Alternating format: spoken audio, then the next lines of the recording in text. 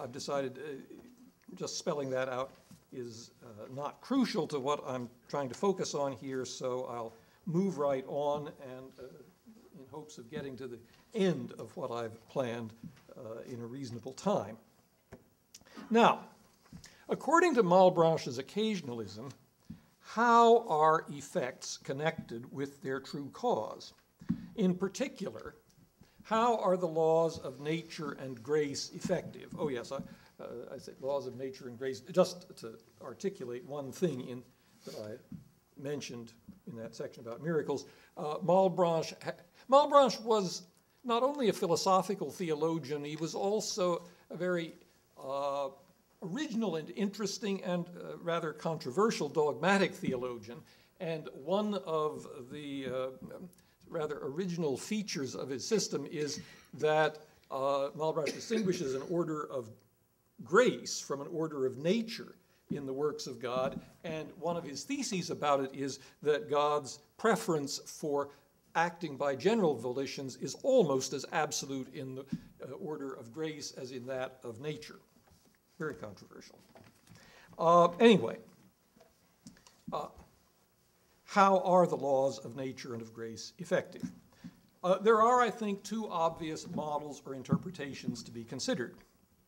First model, God acts as Malebranche says, acts in consequence of the general laws that he has established, and in the first interpretation, that means that God considers in each particular case, what the circumstances are and what the laws imply regarding that situation, and acts accordingly. On this interpretation, the laws are policies that God has decided to follow, and the occasional causes, that is, the circumstances in which God acts, are merely considerations that God takes into account. And the real cause with which the effect is necessarily connected is a decision that God makes about that case in view of those policies and considerations. I say, by the way, that this model, or something perhaps less strictly law-governed, may, I suppose, be what is implicit in the view of experienced regularities as merely manifestations of God's habit, adat Allah, in the thought of Islamic theologians of the 9th to 11th centuries CE who have been called occasionalists. I say who've been called occasionalists. I'm not sure how apt that label is for any theologian much earlier than Malebranche, simply because Malebranche's concept of an occasional cause is something, as I'm trying to develop, something with a good deal of content that I think is pretty hard to find much earlier than Malebranche. Anyway, read in isolation, some passages in Malebranche's work might fit this interpretation, but I think it is not what he meant. For one thing, Malebranche states repeatedly that God's laws are efficacious.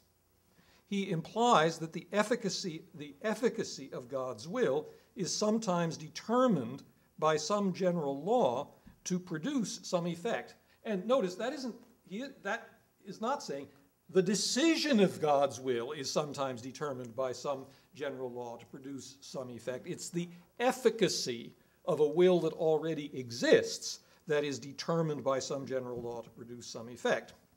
Furthermore, and more decisively, I suppose, in explaining the role of God's general volitions, Malebranche also states that it would be unworthy of God's wisdom to multiply his volitions. Well, how is God avoiding the multiplication of volitions on Malebranche's view? Presumably, by letting the general volitions by which he establishes laws of nature and of grace be the only volitions by which he operates in most cases. And therefore, by not making decisions about particular cases in view of the laws and the circumstances, but just making the general volitions and letting them be efficacious all by themselves. So I think that Malebranche's view, and this is the second interpretation, which I prefer as an interpretation of Malebranche, I think Malebranche's view with regard to typical cases is that God acts by a general volition, willing that P, where P has the form of a universal conditional law, and that law, without any further volition, is efficacious when an instance satisfying the condition in the antecedent of the conditional occurs. For example, one such law might have the form L1, whenever an angel shall will that such a body be moved, that body shall be moved. And that's an example quoted verbatim from Malebranche in the Recherche. And so, if the angel wills that such a body be moved, that will determine the efficacy of God's volition of L1 to produce the motion of the body in question. Okay, assuming that interpretation, let's return to the apparent definition of true cause in the third chapter of part 2 of the 6th book of The Search After Truth. A true cause is a cause between which and its effect the mind perceives a necessary connection. That's how I understand it. Understood as a definition of true cause, this has some problems of logical structure. First problem, the necessary connection intended looks like a relation of necessary consequence, in which the cause is a necessarily sufficient condition of the effect.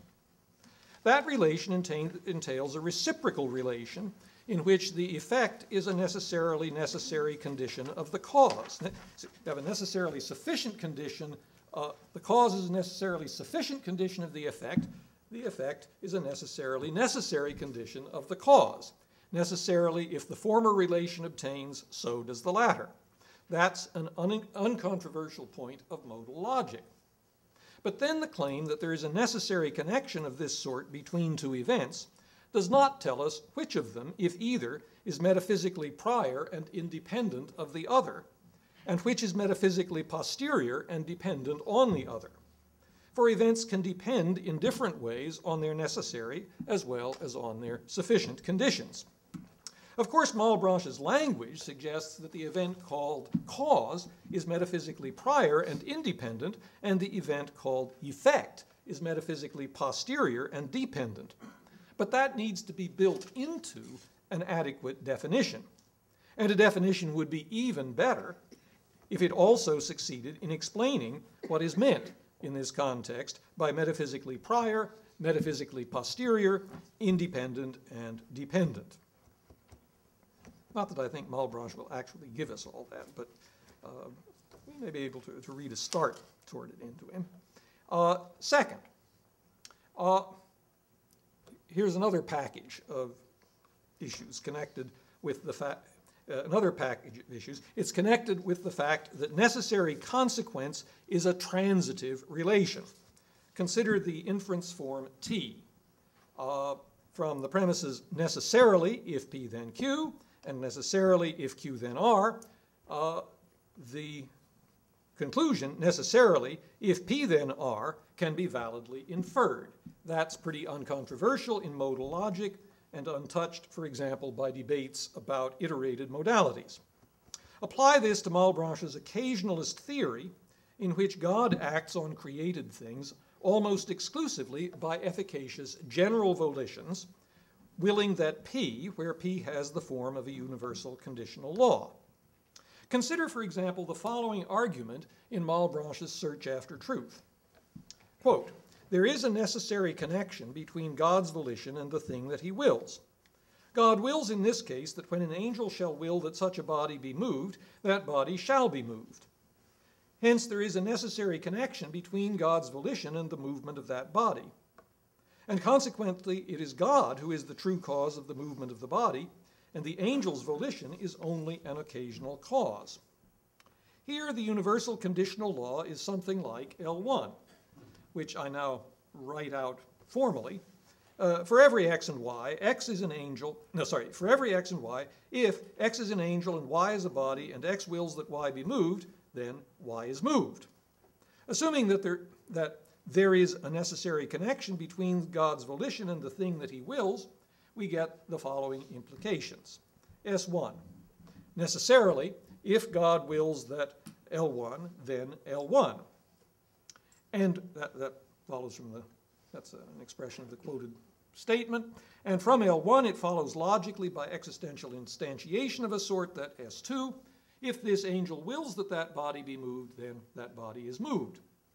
And since S2 follows logically from L1, the rule of necessitation entitles us to infer S3, necessarily, if L1, then if this angel wills that that body be moved, then that body is moved.